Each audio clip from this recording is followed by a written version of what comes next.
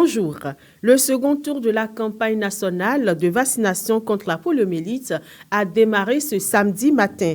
Avant le démarrage effectif de cette campagne, il a été procédé au lancement officiel départemental de la dite campagne hier matin. C'est la mairie de Cotonou qui a abrité la cérémonie pour le compte du département du littoral. Si pour le premier tour, 78% de couverture vaccinale est atteinte, pour ce second tour, l'objectif est d'atteindre au moins 95%. Chaque enfant laissé en marge est une porte ouverte au virus.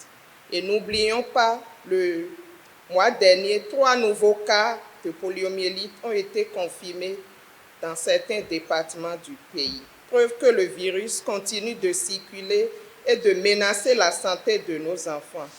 Nous ne pouvons donc pas baisser la garde. C'est pourquoi l'objectif de ce second tour est clair.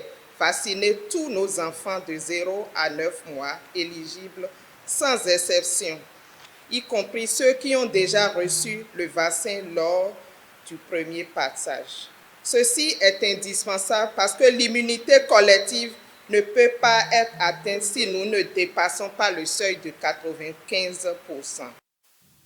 En ce qui concerne l'efficacité et la qualité du vaccin contre la poliomyélite, l'assurance est donnée. Le vaccin contre la poliomyélite est administré par voie orale.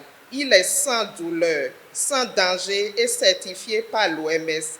Il est totalement gratuit et pris en charge par le gouvernement béninois avec l'appui de ses partenaires techniques et financiers. En cas de doute et d'effets secondaires, nos formations sanitaires sont prêtes à accueillir et rassurer les familles sans aucun frais.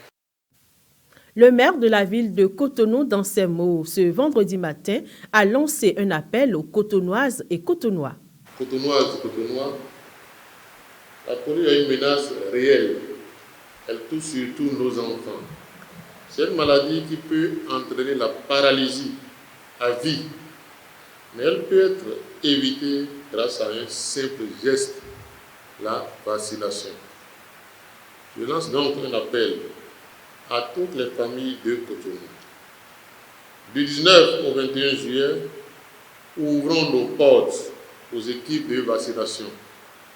Elles sont bien formées, encadrées et équipées pour atteindre chaque maison.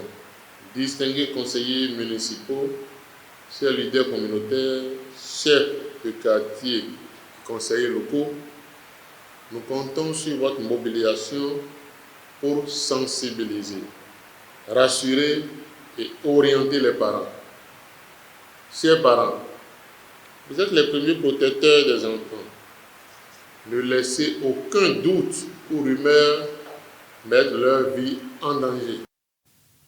Un dispositif robuste est mis en place pour la réussite de la campagne. Le gouvernement de la République du Bénin a fait de l'éradication de la polio une priorité de santé publique.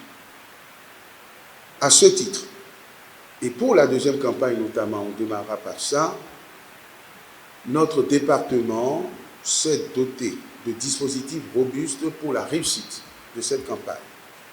Notre département, celui du littoral, reste déterminé à jouer pleinement sa partition pour une République du Bénin débarrassée une bonne fois pour toutes de la poliomyélite. Et c'est sur ces mots d'espoir et d'engagement patriotique que je déclare officiellement lancé dans le littoral ce jour, vendredi 18 juillet 2025, le deuxième tour de la campagne de vaccination contre la poliomyélite, édition juillet 2025.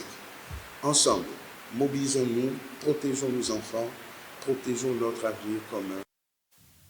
Au cours de cette campagne, les équipes de vaccination passeront dans les ménages pour administrer le vaccin. La vaccination se fera également dans les centres de santé. On reste à la mairie de Cotonou. La mairie organise en partenariat avec l'Agence nationale pour l'emploi 3 journées de séances d'orientation au profit des candidats au bac, des nouveaux bacheliers et des étudiants de la ville. Elle vise à aider le choix. Elle vise à les aider dans le choix de leur filière en vue de faciliter leur insertion professionnelle. Cette annonce a été faite à travers un communiqué en date du jeudi signé par le maire de Cotonou, Luc Setonji Atropo. Les séances démarrent mardi prochain. La journée du mardi 22 juillet 2025 prend en compte les 6e, 7e, 8e et 11e arrondissements de Cotonou. Les activités se dérouleront dans la salle de conférence de la mairie à partir de 9h. Le 23 juillet 2025, ceux du 9e, 10e, 12e et 13e arrondissement seront à la Maison des Jeunes d'Agla à partir de 9h. La dernière séance aura lieu le 22 juillet 2025 à la Maison des Jeunes d'Akwakwa également à 9h. Coopération bilatérale entre les États-Unis et le Bénin. 5 véhicules utilitaires ont été remis au ministère béninois de la Justice et de la Législation. Ce don qui émane des États-Unis, estimé à plus de 129 millions de francs CFA, vise à soutenir les juridictions, plus précisément celles qui sont situées dans le nord du Bénin. L'objectif principal est de lutter contre la surpopulation carcérale et réduire les détentions préventives prolongées. En recevant les véhicules, le ministre de la Justice, Yvon Detchenou, a exprimé sa gratitude tout en soulignant l'impact de ces équipements sur la modernisation du système judiciaire et la politique de désengorgement des prisons. Précisons que cette initiative s'inscrit dans un programme plus vaste financé à hauteur de 2,3 millions de dollars par le gouvernement américain. Autre aspect du dit programme, l'introduction de la gestion électronique des dossiers et le renforcement des compétences des acteurs judiciaires. Le bilan de la première session ordinaire de l'année 2025 de l'Assemblée nationale a été présenté ce jeudi 17 juillet par le porte-parole du président Louis Vlavonon et c'était à la faveur d'un dîner de presse organisé à Porto Novo. Cette rencontre s'est articulée particulièrement autour de 2 points. Le bilan de la session parlementaire et l'état de partenariat entre l'Assemblée nationale et les organes de presse. Le bilan des travaux fait état de 10 lois ordinaires, 2 résolutions et 14 décrets de ratification d'accords de prêt étudiés et adoptés d'après Vitali Boton, porte-parole du président de l'Assemblée nationale. À noter que cette session s'est ouverte le 10 avril 2025 conformément aux articles 87 de la Constitution et 4 du règlement intérieur de l'Assemblée nationale. Nous sommes hors du Bénin. Hier vendredi, le ministère des Affaires étrangères britannique a annoncé imposer des sanctions à 18 espions et 3 unités du renseignement militaire russe.